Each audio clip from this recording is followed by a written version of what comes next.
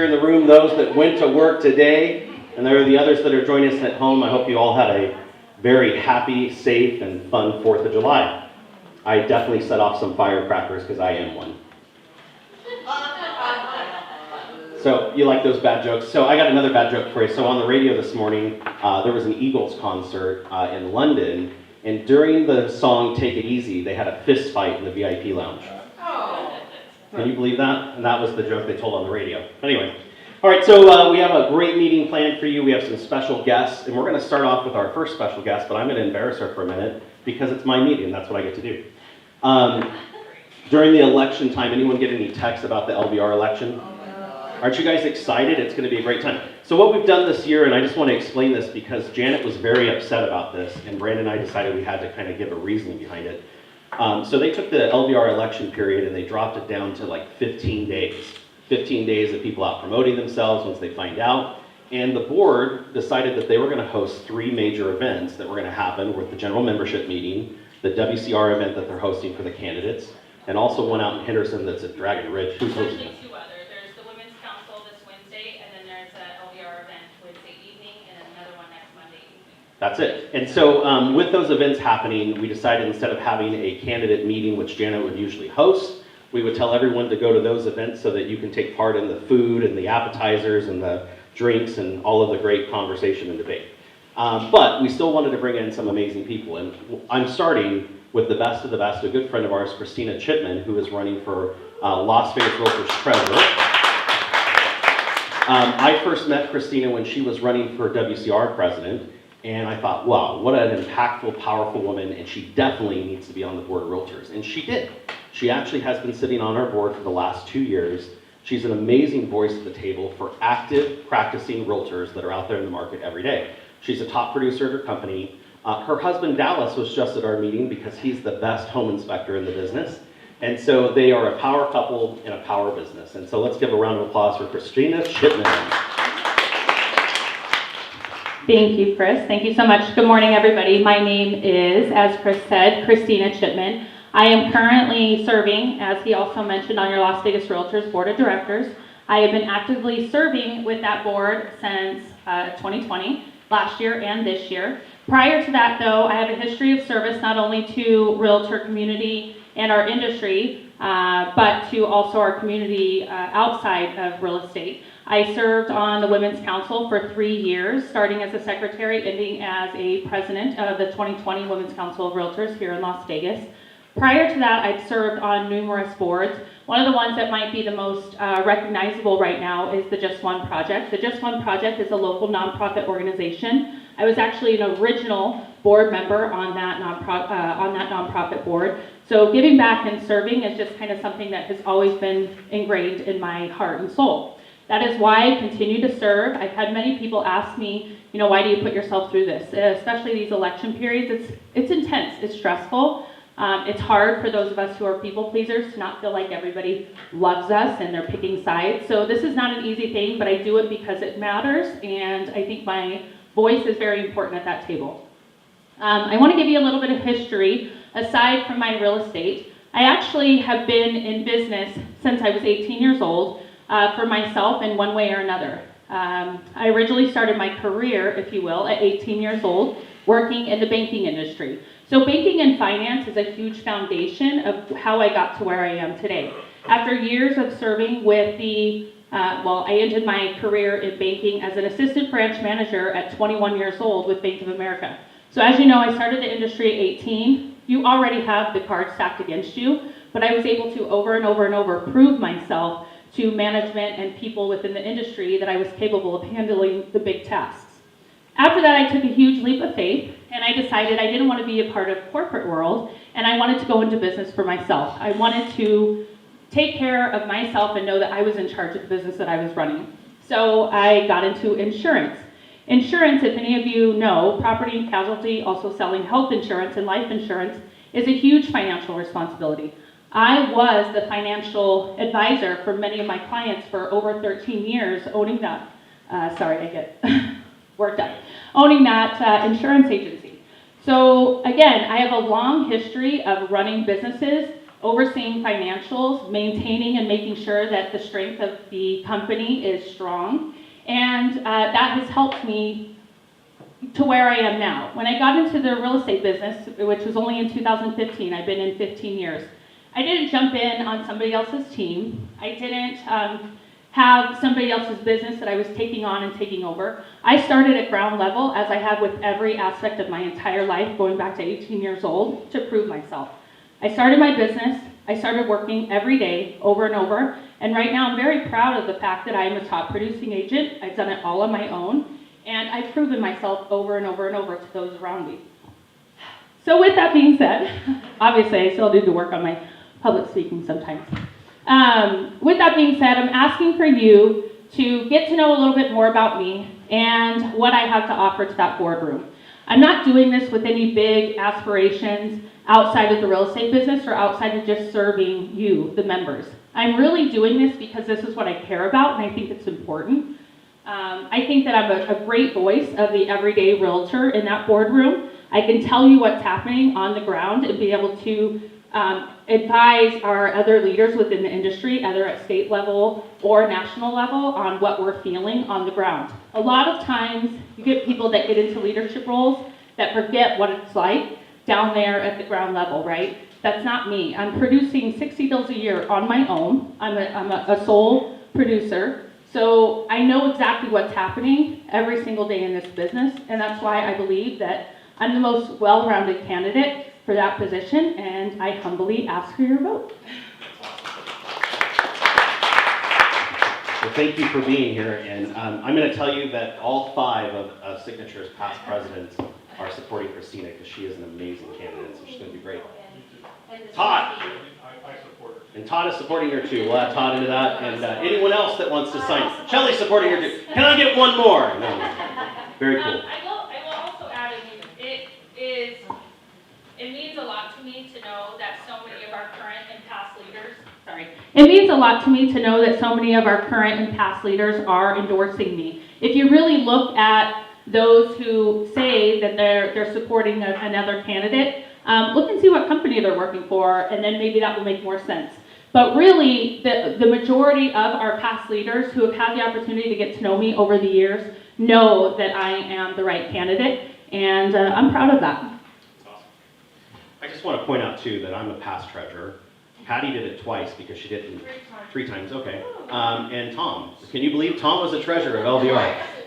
And you did it twice. You did it twice. I knew there were 4 of us. So a couple of other things in that election. We have a candidate coming at the end of our meeting. We also have a few friends that are running for director, and one of those is Amber DeLillo. She served with Brandon and I on the board of directors when Brandon first got on. We have Bobby Stardust, who is also a WCR past president, who many of us know. She is running. And who else do we have? I'm trying to think. Those poor directors, every time they run. Shane has been on the board for 2 years. He does a great job. He's a great guy. Like me, he takes a lot of pictures with his shirt off. Okay, he looks way better at it than I do. But a great guy, great family man, and he's done a great job on the board. And I know there are a number of others, but definitely check it out, and we'll email out about that later. With that, I'll bring up Shelley with Prosperity. She has some exciting news. Give Shelley a round of applause. All right, good morning, everyone.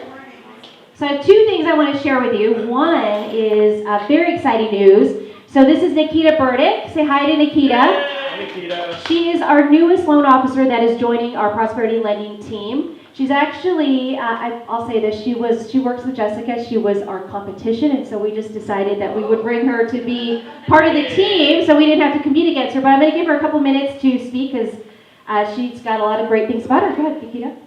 Hi. Oh, you don't have any on? Oh, it's on. You're good. Hello? Okay, there you go. Hi, I'm Nikita, and like she said, I worked a lot with Jessica, so I am familiar with your office. A little about me, I was an attorney for 8 years. I'm still licensed. I did trust and estate planning, so I help people protect their estates. I moved over to mortgage lending when I became a mom, about to be a mom of another one, because running a law firm and being a mom is very, very difficult. So, but I don't want to be a stay-at-home mom. I still want to work. I have goals just like everyone else. So I got into mortgage lending. A great thing that I mix with my law and with my mortgage lending is that I do help my mortgage clients get set up with the trust plan to make sure that when you buy a home, it's a very important asset. We want to make sure it's protected and it doesn't go through court. So I mix my law knowledge with my mortgage lending to make sure my clients are protected. And as well, it helps me look at the guidelines, argue my points, or do anything I need to do. I am new to prosperity lending, but I am not new to lending, so I look forward to working with all of you. All right, thank you. Give it up for Nikita. So we'll put her information inside of the Facebook or the video so that you guys can reach out to her. Okay, one thing I do want to share with you. How many of you saw the mortgage moment last week where it talked about the credit changes that are happening? Okay, how many of you would like to help your clients improve their credit scores? How many of you have clients that need that? Yeah. Okay, so July 1st, which was when? Friday?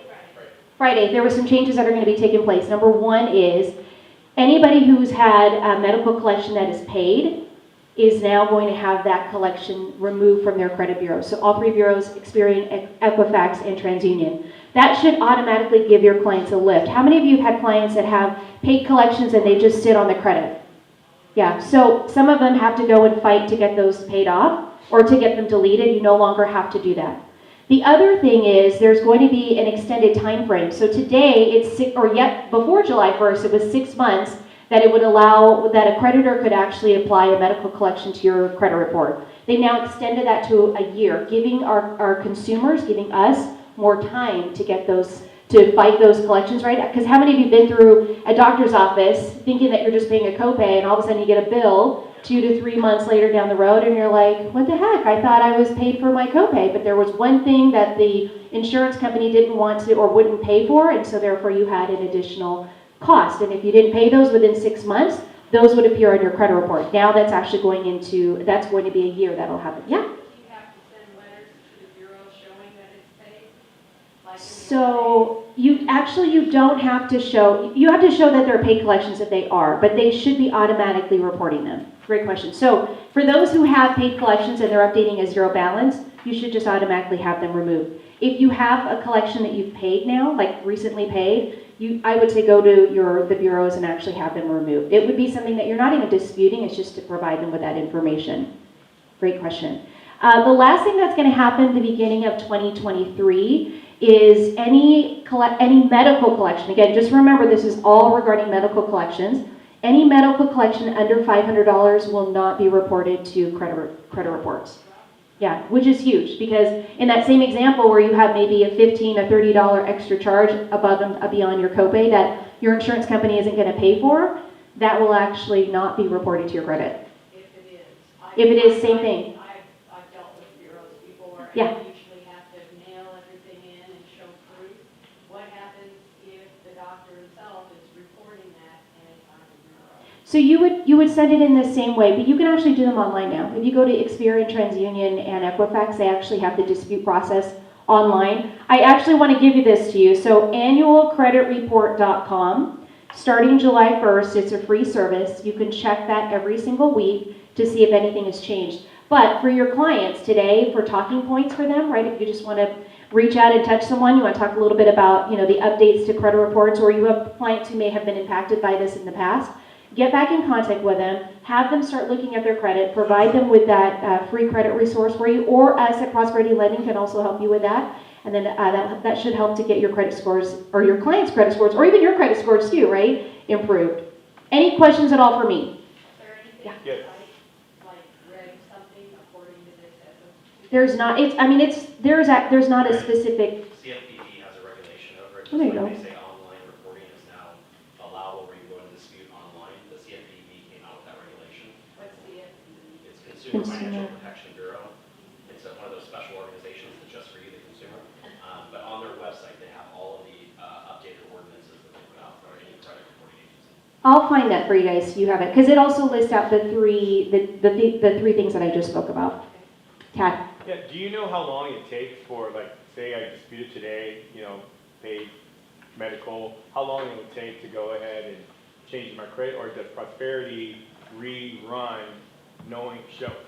The rescore? Yeah, do the rescore. Yeah, so great question. So typically, or in the past, because this is just brand new as of Friday, in the past it would take you a 60-day time frame, 30 days for you to send notification into the bureau or into the creditors, and then 30 days for the creditors to actually communicate back to the bureau to say, so 60-day window. I would assume once you show proof of it, it would automatically be removed. But this process today with paid medical collections, ultimately anybody it's supposed to be running its course beginning Friday where they're just falling off.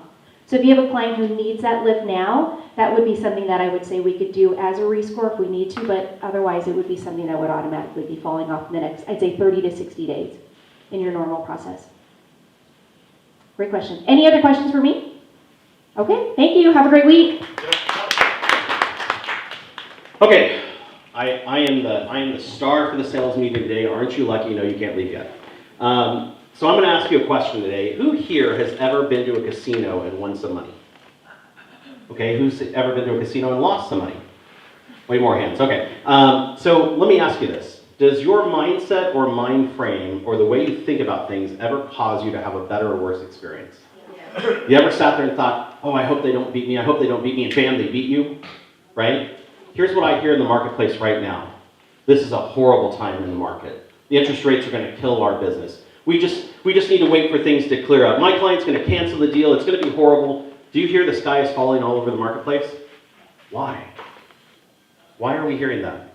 Fear. Why is there fear now and not 3 months ago? Okay, so we still are gun shy from 2007 and all of the horrible things that happened from that market crash. Is this just like 2007? No. It's not even close, right? Why else? Why else is this so bad out there? We mentioned interest rates, and that's a great crutch to stand on. Inflation. Inflation is something that is causing everything to go up in its price. But what else? You may not have experienced a worse market. Okay. The same thing happened in the 70s, 80s, and the 90s.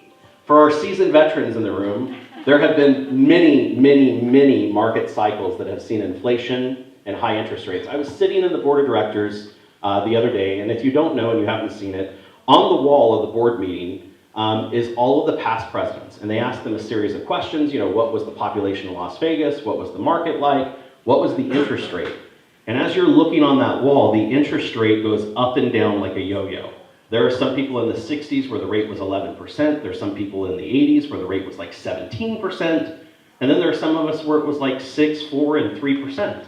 So the whole thing is, the sky is not falling, the world is not crashing, and I will still argue that I always have to have a place to put my crap, right? I have all of that stuff in some place to put it.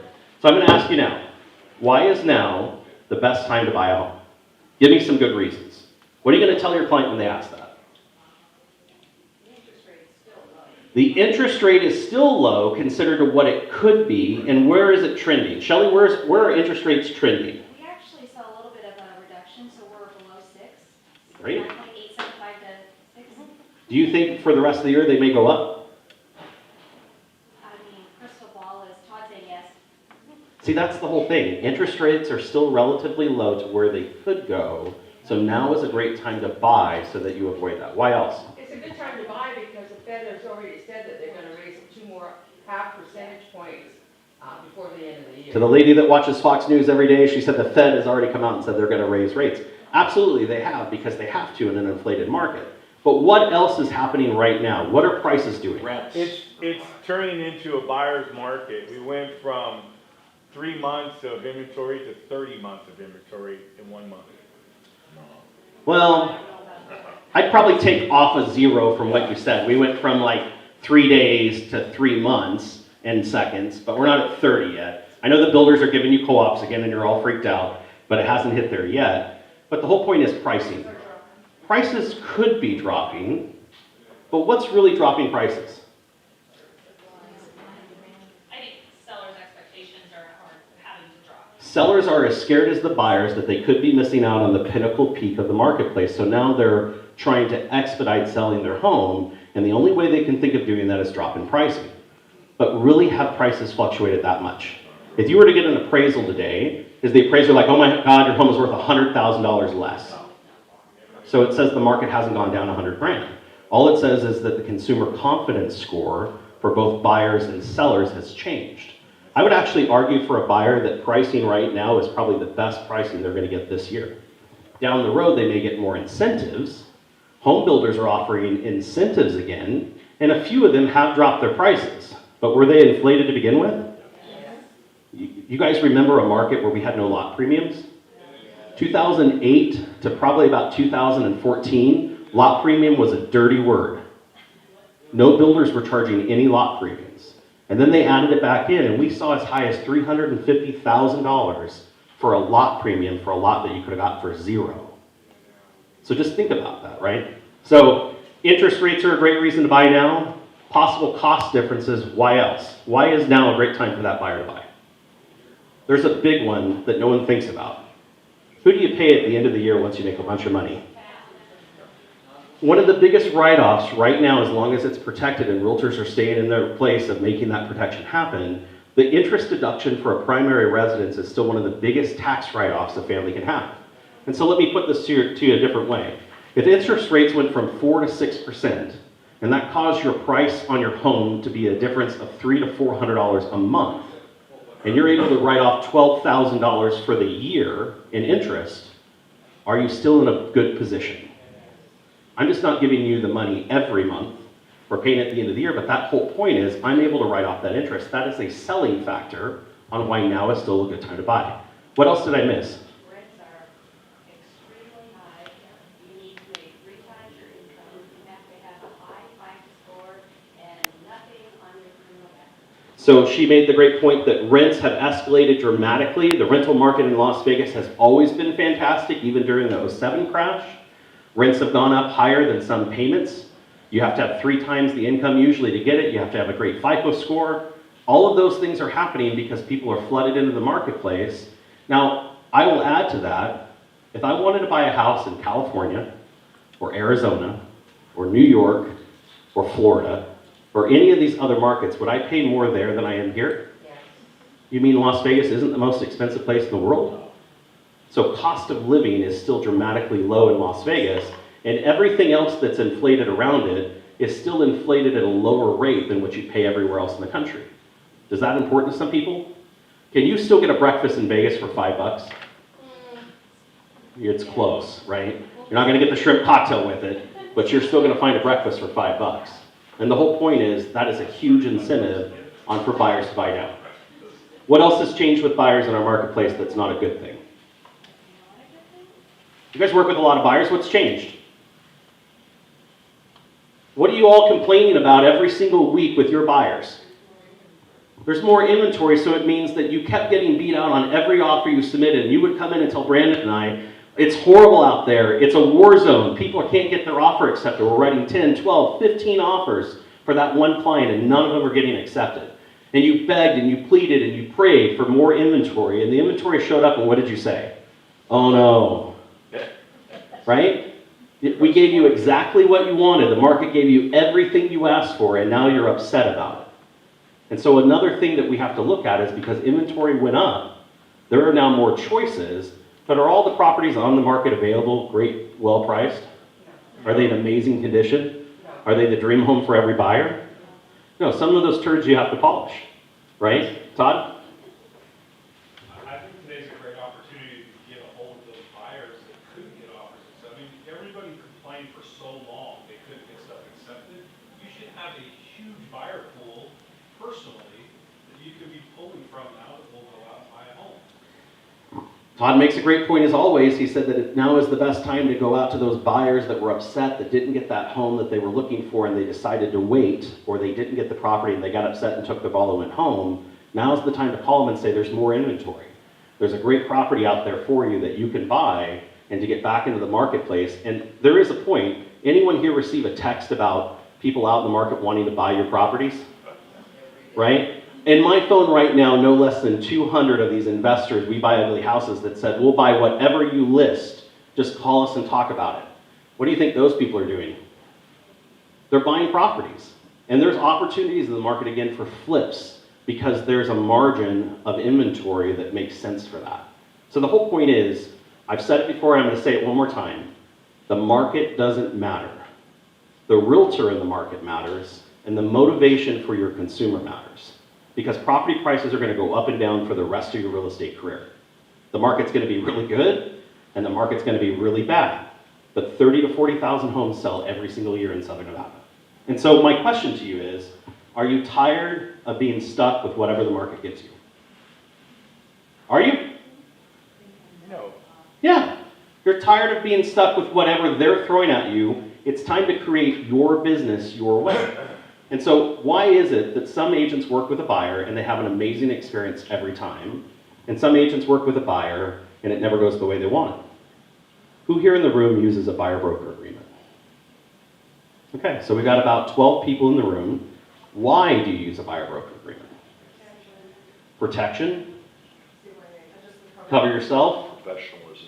Professionalism, I love that you use that word for it. Patty, why do you use one? You told me to. Okay, I've been told to. Todd, why do you use it? Article 9. I use it because I was tired of getting screwed by a buyer that wasn't as committed as I was. And I apologize for using that word, but there's no other way to phrase it. And so I'm going to start this whole thing with a story. Tell us about your best friend. That's my story. How does he know that I'm going to tell that story? That was weird. So I grew up in Las Vegas. I had a series of friends where we went all the way from first grade all the way through 12th grade together. There was about 10 of us. And there were multiple grade levels where we all went through school together that way.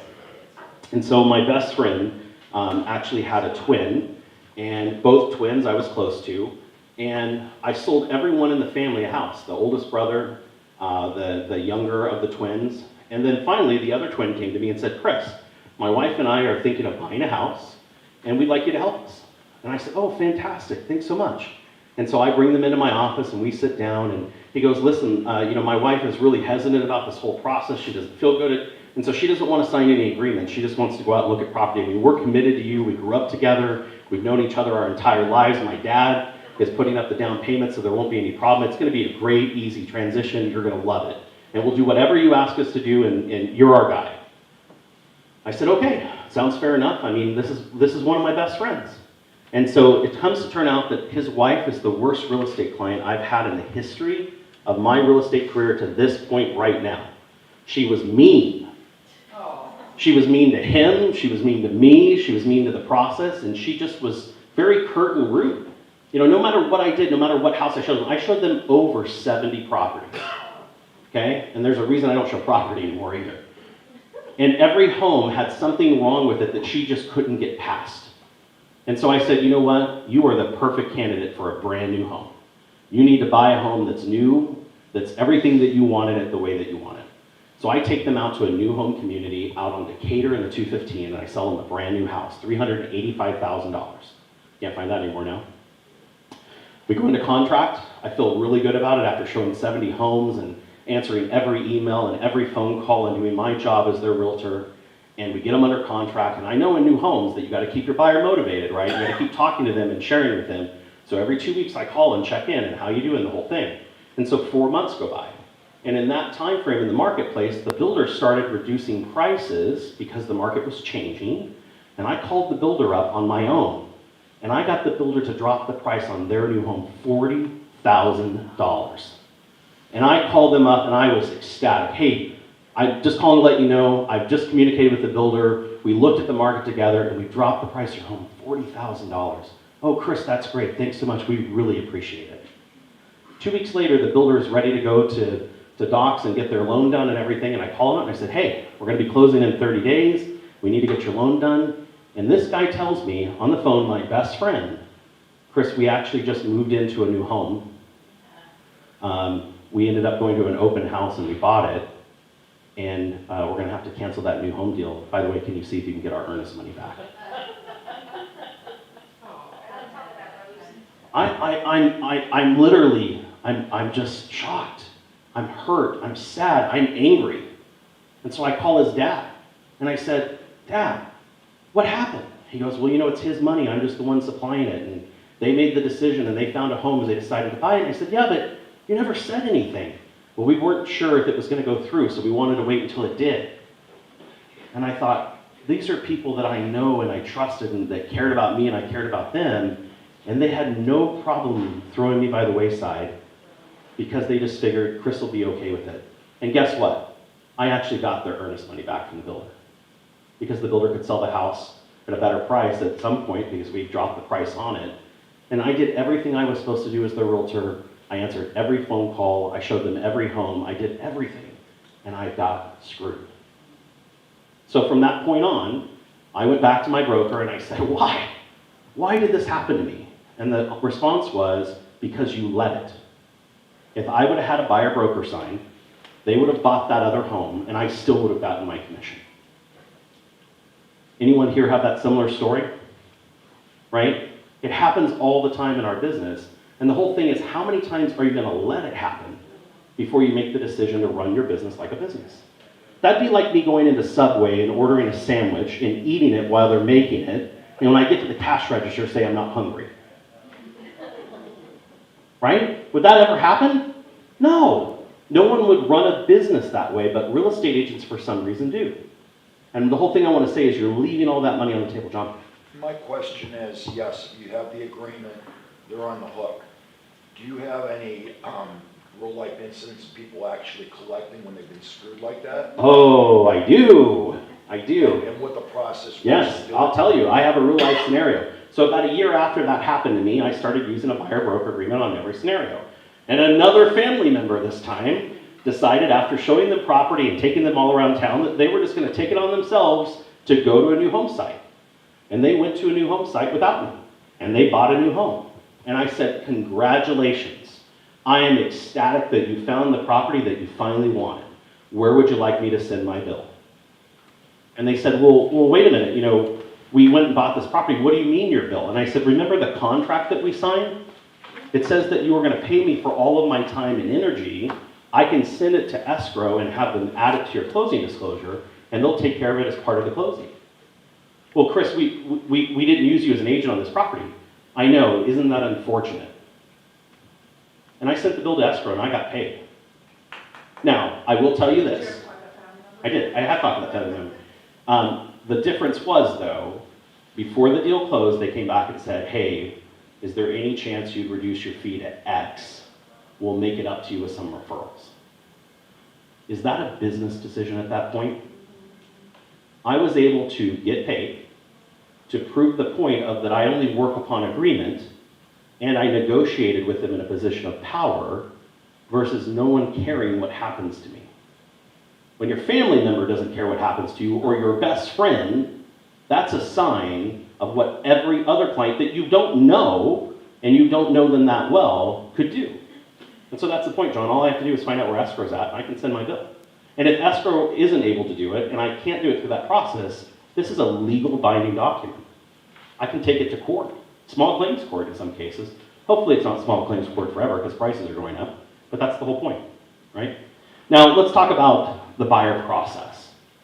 It's completely unethical to take a buyer around town, get them all excited, find their home, and when you write the offer, shove something in their face and say, here, you gotta pay me more money. You need to have a buyer presentation process. And I realized that over the years of screwing up the buyer presentation process and having all of these things happen to me, that I wrote a script and 18 questions that covered everything I knew to be wrong with the buyer process. Would you like me to share with you my 18 questions? Please. I knew you would. I will give it to anyone that emails me in the app, and for today only, I have 12 of them in the back of the classroom in print. Okay, so first off, you can do this one of two ways. I love to have a buyer presentation in my office so that they can see I go to work every day, so they can see there's someone at the front desk that works here, so they can see we have a real building, that we're a real company, because it solidifies the fact in their mind that I am a real estate professional. Or you can do this meeting completely through the app. During the pandemic, when we couldn't actually see people face to face, I would have these meetings right in the Signature app, and I would ask these questions, and I would record the meeting. I'd let them know I'm recording it, so that they had a record of what we talked about. You ever have a client says, I don't remember that? I don't remember you telling me that? It's all right there in the app if you do it. So question number one, tell me why, Mr. Buyer, you have decided to enter the market to buy a home right now. Why is that question important? Motivation. Motivation. Motivation is the single biggest important thing that I can find out as a salesperson is why are they motivated today? Is that where it stops? Well, I decided to enter the market because interest rates are going up. Okay. Why are interest rates going up in your opinion? What does that mean to you and your family? You've got to peel back the onion of this question because if you don't get to the root of it, it may not make any sense why they're motivated at all. False motivation leads to false transactions. Our cancellation rate in the marketplace right now is the highest I've ever seen it. People are canceling deals left and right because their real estate agent never asked any questions about their motivation and never found out what they're thinking. This will also help you to write deals that are going to close.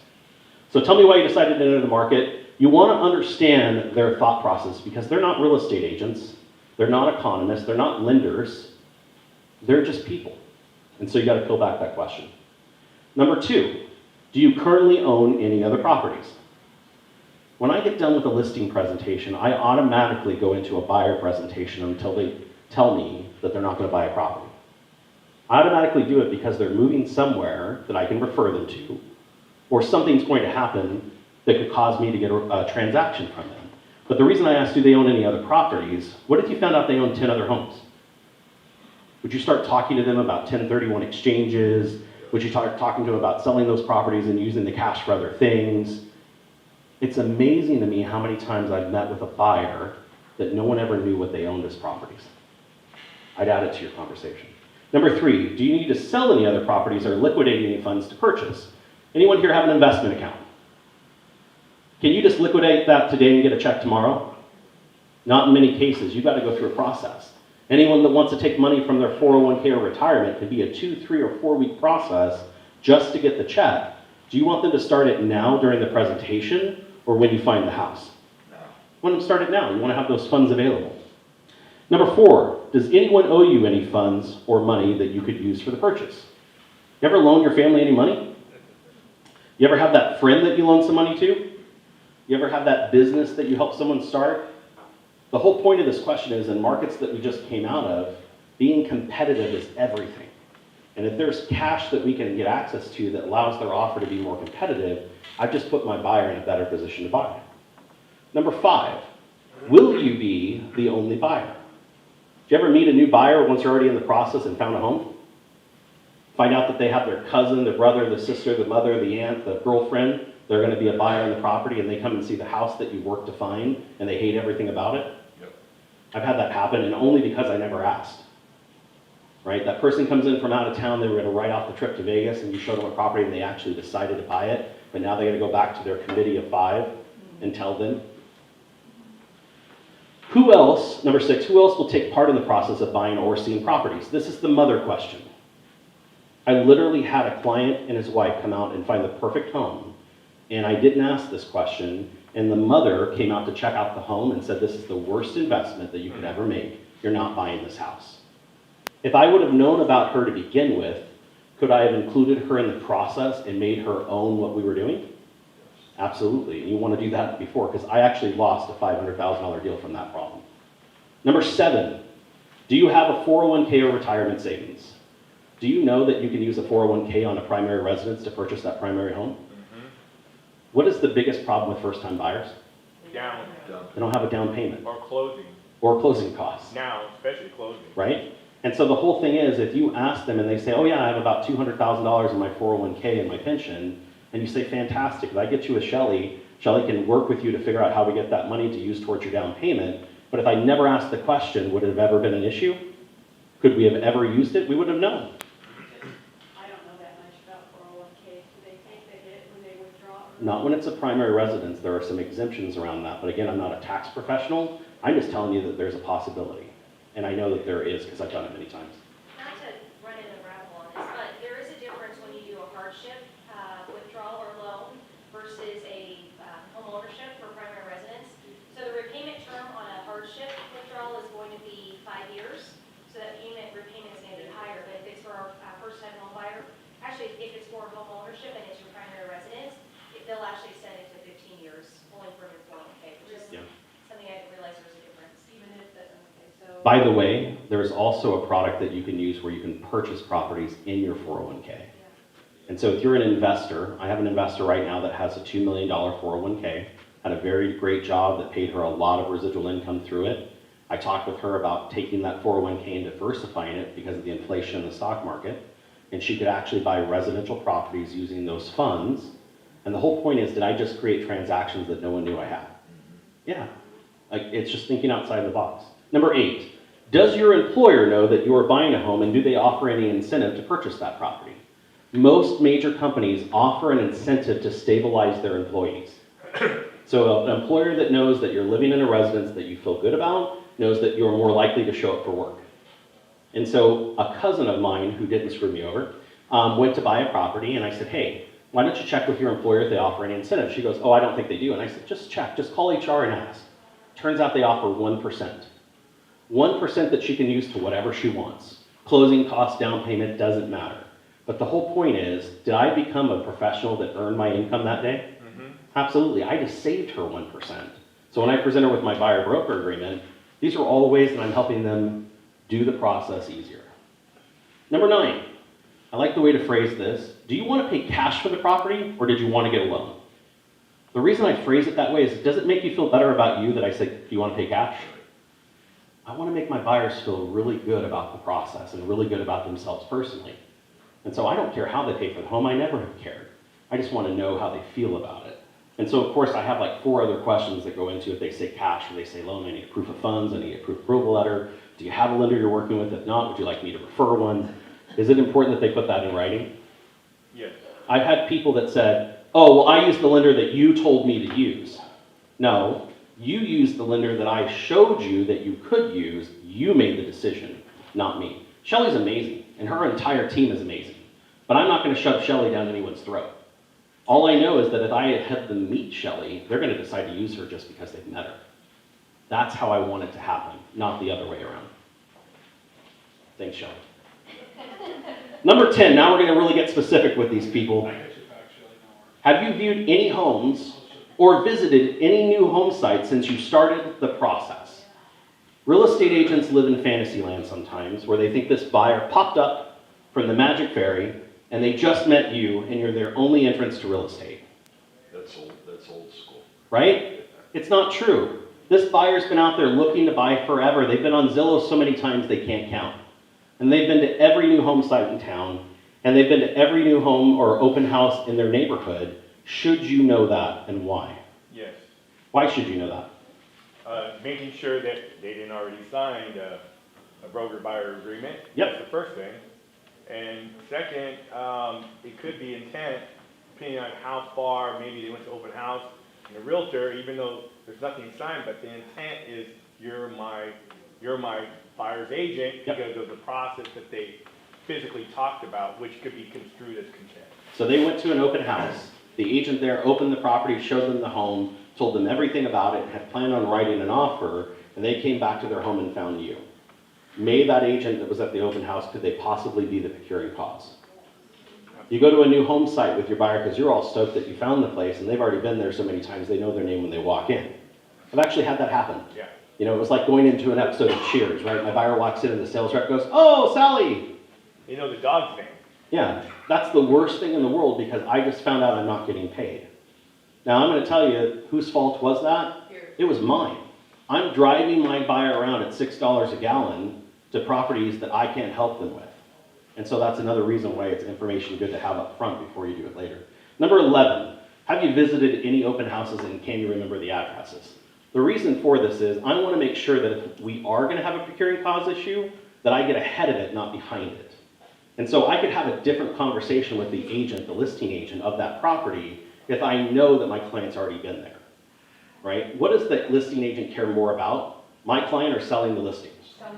Selling the listing. So again, being prepared for it's way better. Number 12, have you or are you currently working with any other realtors?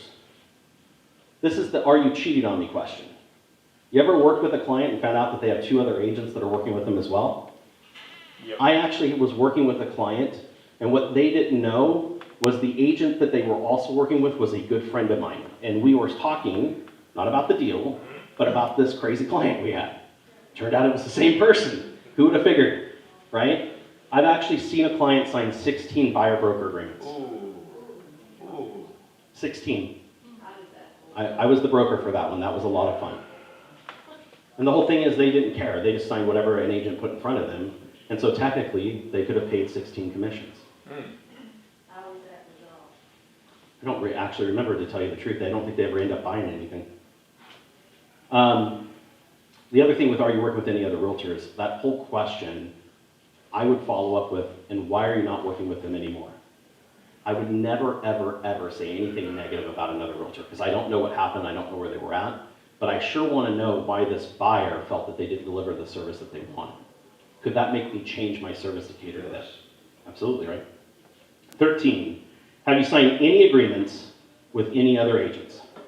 Todd, what do you call your agreement? Buyer loyalty agreement. He calls his a buyer loyalty agreement. I call mine a buyer brokerage agreement. People call things differently all the time to cater their script of what they provide, but the whole thing is buyers seem to get amnesia on what they've signed with people. Do you know what a common tactic is when you meet a buyer, to shove a duties owed in front of them right away to get them in the habit of signing things? Right? Do they know what that is? No. Do they sit in front of CE classes all the time and read about it and learn about it? They have no idea.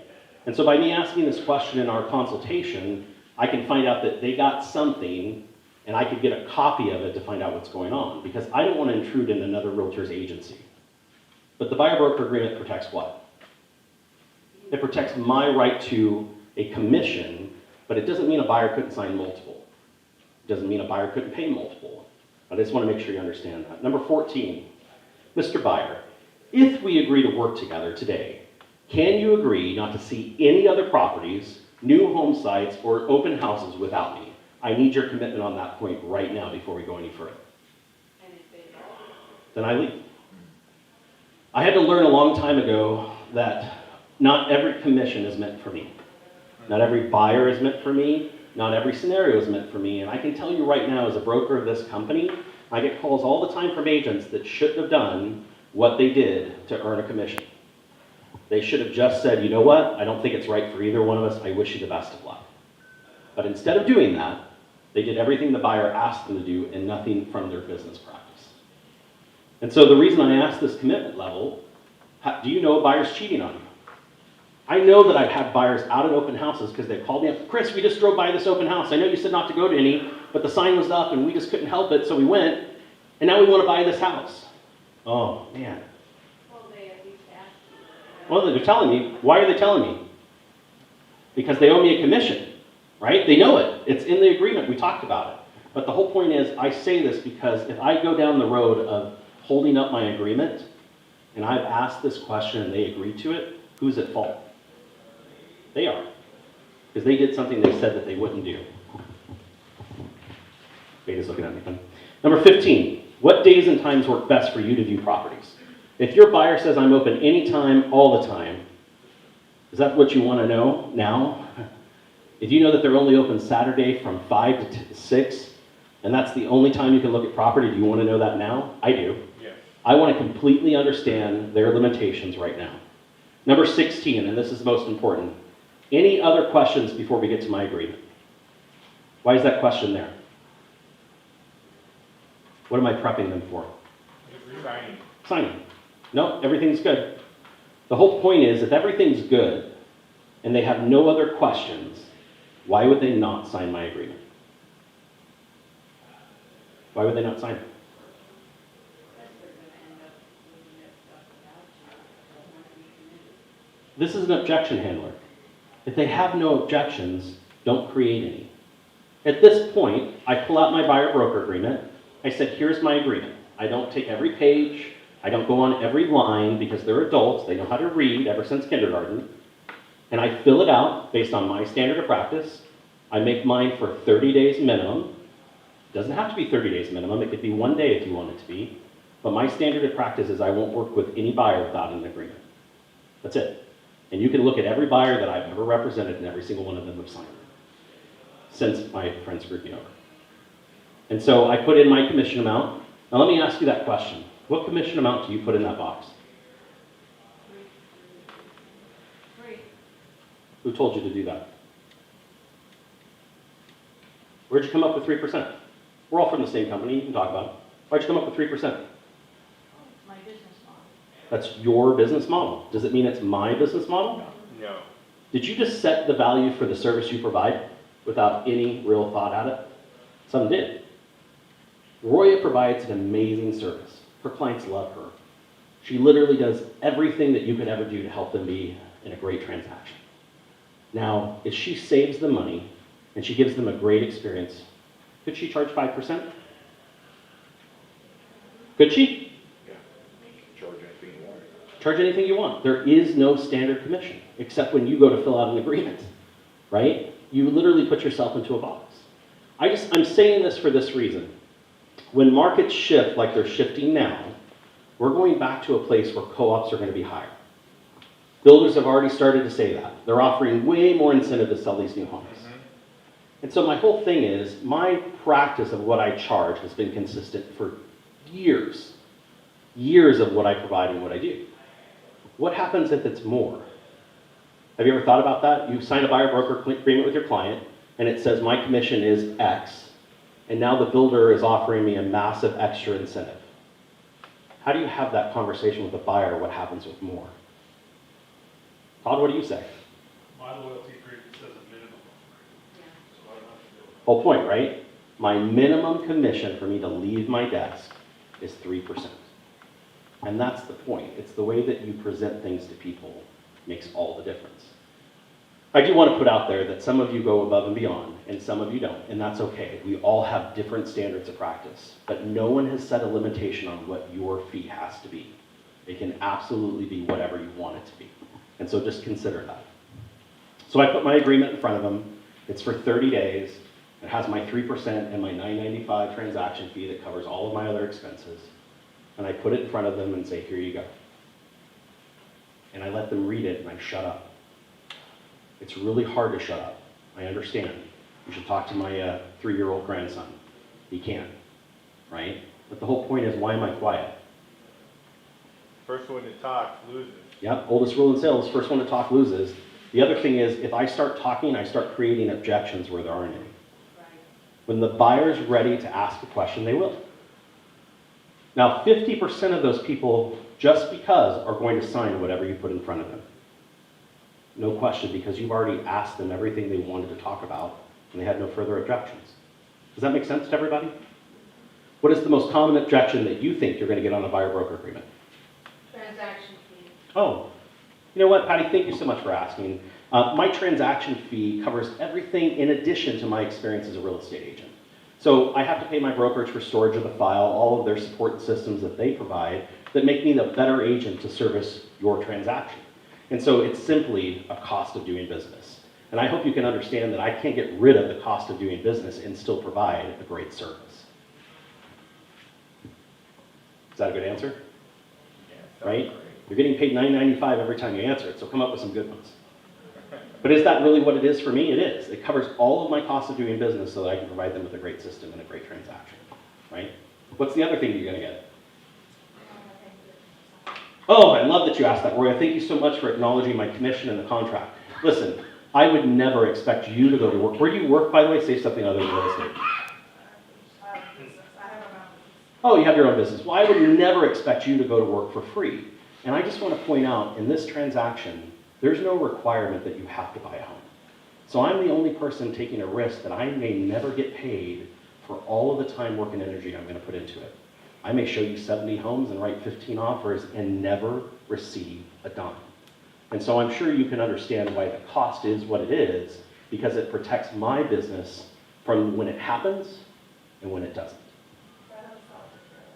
You know, that's a great question. A lot of people are under the interpretation that the seller is paying all of my fees. There was actually just a big lawsuit about that exact fact. Listen, in some case, the seller could offer a co-op, and luckily now you're going to see it on every transaction we go to. And I'm more than happy to take that co-op against whatever my minimum commission is. But the reason I'm here today talking to you now is when there's a difference, when there's something that isn't covered, I want you to know it up front and not be shocked at the end of the deal.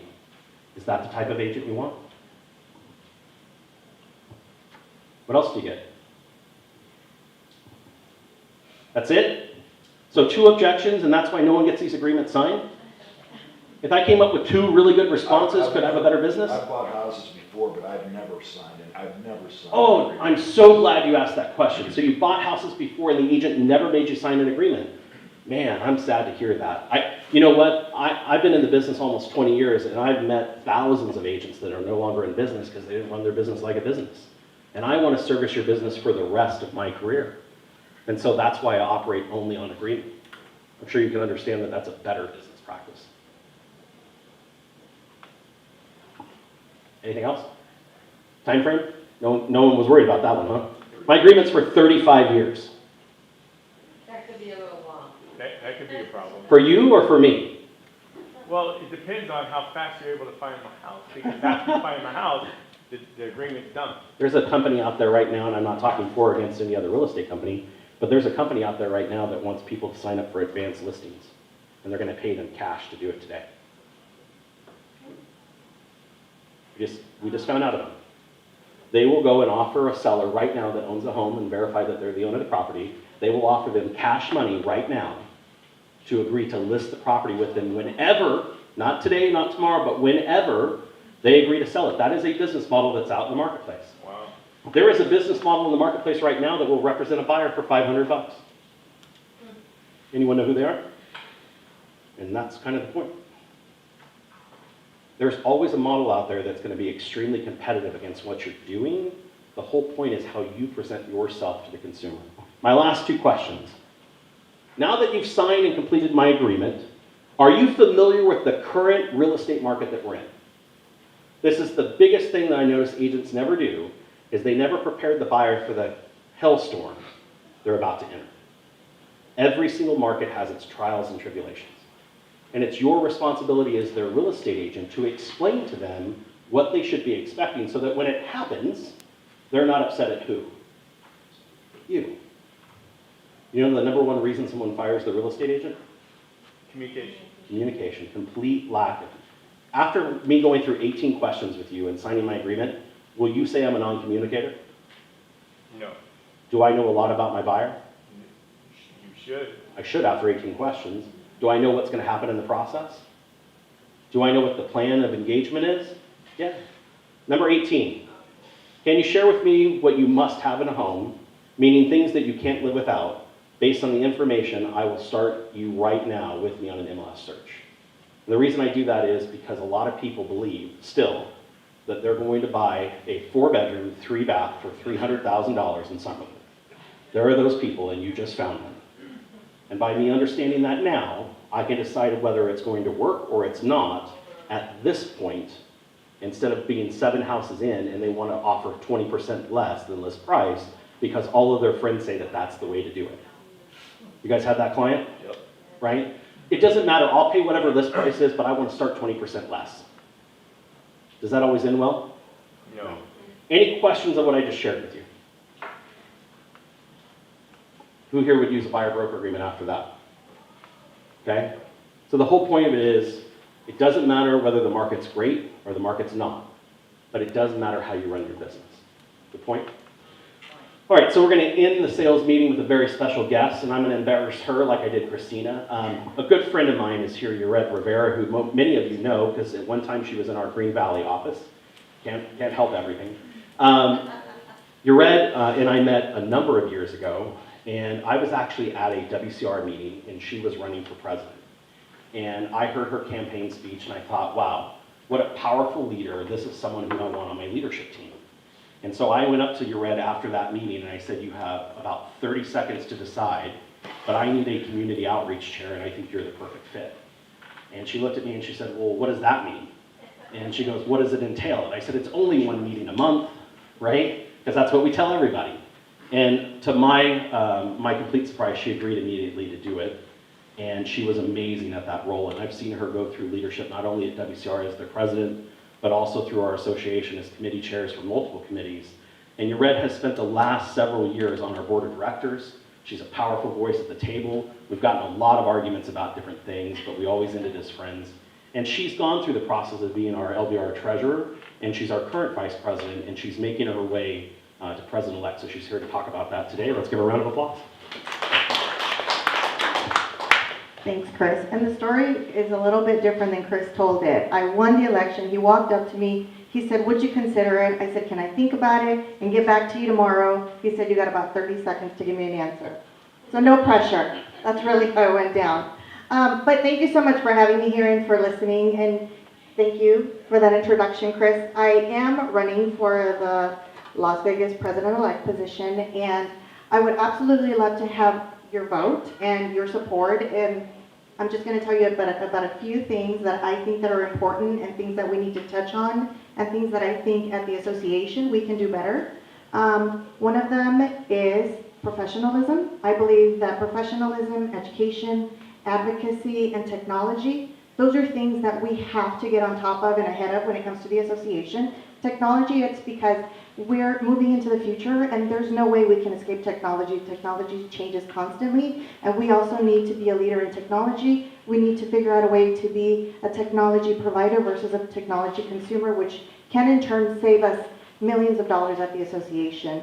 We need advocacy. We need to advocate not only for our membership, we also need to advocate for our clients, because if we're advocating for our clients, then that just means more business for us. And then professionalism and education kind of go hand in hand. If we don't have that, if we don't show that professionalism, and if we're not able to provide the education to our members that we need in order to get out there and thrive in the community and do their business, then how are we helping you? What is it that we're doing? So those are just some of the things that I'm passionate about that I think are very important when it comes to our association and some of the things that we need to do. And I also believe that the association needs to be a leader in promoting the Realtor brand. Why do we need to be a leader? It's very simple. Because the association has the power and the ability to promote us and who we are at a local level. If we don't educate the consumer about why the Realtor is essential and critical to the buying and selling process, then what are we doing? And I think that that is very important, especially considering when we have to go out there and we're doing listing presentations and we're competing against iBuyers. So where is our value? We need to show where our value is, and we need to show why we're essential and important to the consumer, as a member, all the way around in the community. So thank you. If you guys have any questions, I'm happy to answer them. Give her a round of applause. Thank you. So again, Brandon, I, our entire President's Council, all of our past presidents' signature are endorsing your red and the amazing job that she's going to do as our president. So please join us in that. The election will start on the voting July 15th. Starts Okay. July 11th. So voting starts July 11th. You're going to get that same email with the password that you never can find, and they're going to send it to you. If you don't get it right away, please call the association and let them know. This year, just like The Bachelor, we are going to have a big reveal party where we're going to give somebody the rose, okay? And so at the association on July 15th, they're going to actually have the results in kind of a live form so that you can see exactly how it's done. And so please, if you'd like, come down and join for the vote announcement. And yeah, and thank you, Yared, and thank you, Christina, for running. We really appreciate your service to our association. With that, anything else before we go? No, that's great. Janet, anything from you? Oh, crap, you should say something. Okay, all these candidates will be tomorrow at the Big CR luncheon. You'll get to hear their platforms all over again, plus all the rest of them that are running. If you're new to signature, orientation today at 11 in this room. Thursday, VA Rep is having their general membership meeting. It will be right here, starts at 11. Wednesday, there's also a CE class. I'll give to Mike to Lois in just a minute. And then Friday, hopefully you've made your reservations for the general membership luncheon and free CE class afterwards at the Four Seasons. Best chicken fricassee you can have.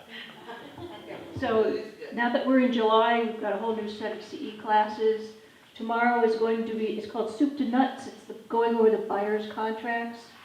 It's a contracts class, 3 hours CE, starts at 10. And it goes till 1, and then we have another on the 20th and another on the 27th. So an email went out yesterday, I think. If you got it, great. If you don't, maybe you can email me, and then I can make sure you're on the list. And my email is lois@signaturenv.com. Okay? Awesome. With that, guys, thank you so much. Have a great week.